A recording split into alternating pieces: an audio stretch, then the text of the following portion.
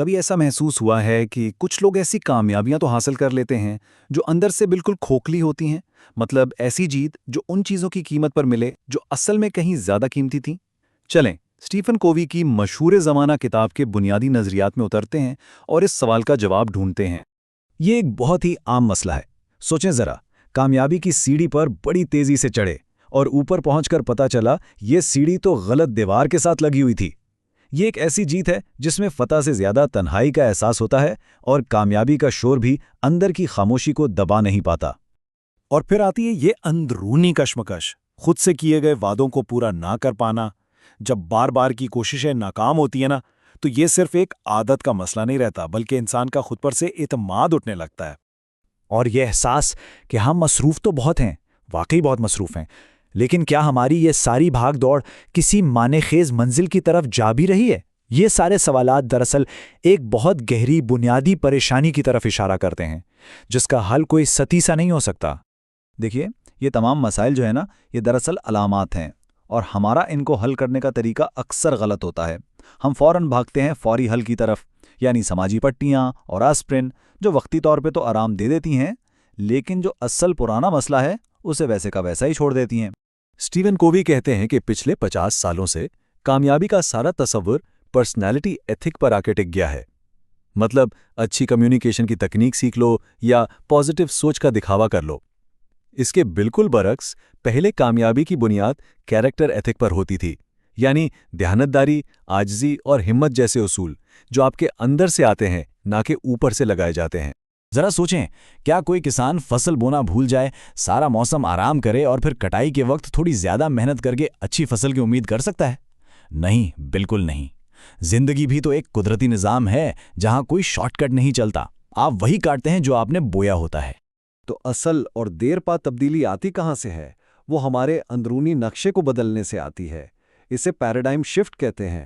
Paradigm سمجھے وہ ذہنی اینک ہے جس سے ہم دنیا کو دیکھتے ہیں، وہ نقشہ ہے جسے ہم زندگی میں راستہ تلاش کرنے کے لیے استعمال کرتے ہیں۔ سوچیں کہ آپ کو شکاگو میں ایک جگہ پہنچنا ہے، لیکن غلطی سے کسی نے آپ کو ڈیٹرائٹ کا نقشہ دے دیا ہے۔ اب آپ جتنی مرضی محنت کریں، جتنی مثبت سوچ رکھیں، آپ صحیح جگہ کبھی نہیں پہنچ سکتے۔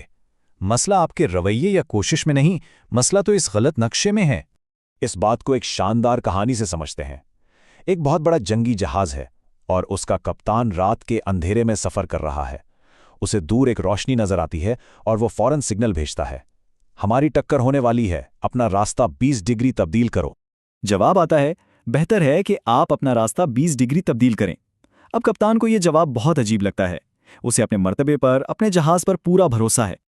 وہ غصے سے دوبارہ سگنل بھیجتا ہے، میں ایک جنگی جہاز ہوں، اپنا راستہ 20 ڈگری تبدیل کرو۔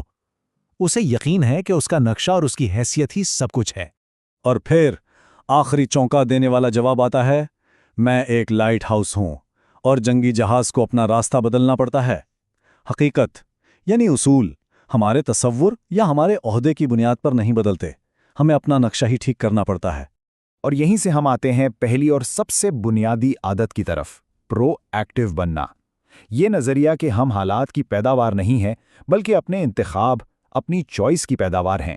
عام طور پر ہم کیا سمجھتے ہیں؟ یہی نا کہ کسی بھی واقع یعنی محرک کا ایک فوری اور خودکار رد عمل ہوتا ہے۔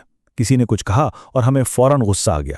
لیکن اصل نقطہ یہ ہے، محرک اور رد عمل کے درمیان ایک وقفہ ہوتا ہے، ایک چھوٹا سا لمحہ، اور اسی لمحے میں ہماری سب سے بڑی طاقت چھپی ہے، اپنے رد عمل کا انتخاب کرنے کی آزادی۔ یہی چیز ہمیں انسان بناتی ہے۔ ہماری زبان ہمارے ذہنی نقشے کی عکاسی کرتی ہے۔ رد عمل پر مبنی زبان ذمہ داری دوسروں پر ڈالتی ہے، جیسے میں کچھ نہیں کر سکتا یا مجھے یہ کرنا پڑتا ہے، جبکہ پہل کرنے والی پرو ایکٹیو زبان ذمہ داری قبول کرتی ہے، جیسے آئیے دیکھتے ہیں کیا ممکن ہے، یا میں یہ کرنے کا انتخاب کروں گا۔ دوسری عادت ہے انجام کو ذہن میں رکھ کر آغاز کریں۔ اس کا مطلب ہے اپنی زندگی کی سمت اور منزل کا تعین خود کرنا، اس سے پہلے کہ دوسرے یا حالات آپ کے لیے یہ فیصلہ کر دیں۔ کوئی ایک بہت گہرا سوال پوچھتے ہیں، تصور کریں کہ آپ اپنے جنازے میں موجود ہیں، آپ کیا چاہیں گے کہ لوگ آپ کے بارے میں کیا کہیں؟ آپ کا کوئی عزیز، کوئی دوست یا کام کا ساتھی آپ کے کردار اور خدمات کے بارے میں کیا کہے گا؟ یہ مشق آپ کو اپنی گہری اقدار سے جوڑتی ہے۔ پہلی 2 عادتوں کے بعد تیسری عادت آتی ہے، پہلی چیزیں پہلے رکھنا۔ जो इन अक़दार पर रोज़ाना अमल करना सिखाती है। ये तीनों मिलकर बनती हैं ज़ाती फ़तह। इसके बाद अवामी फ़तह की आदतें आती हैं, लेकिन इन सब को कायम रखने के लिए एक चीज़ बहुत बहुत ज़रूरी है। एक मुअस्सिर ज़िंदगी का मतलब सिर्फ आदतें बना लेना नहीं, बल्कि उन्हें मुसलसल बेहतर बनाते रहना है।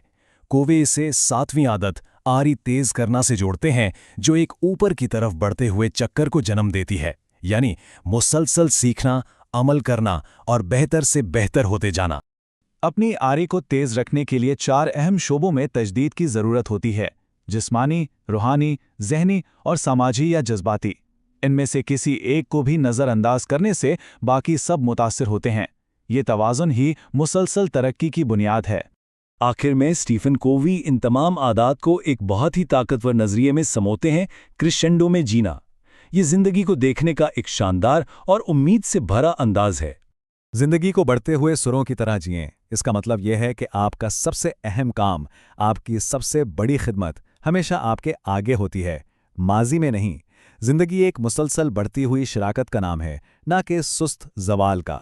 तो इस तज्ज़िये के इख्तिताम पर यह सवाल बहुत अहम है, वो कौन सा एक कदम है जो आज ही अपने बेहतर मुस्तकबिल के इस सफ़र को शुरू करने के लिए उठाया जा सकता है?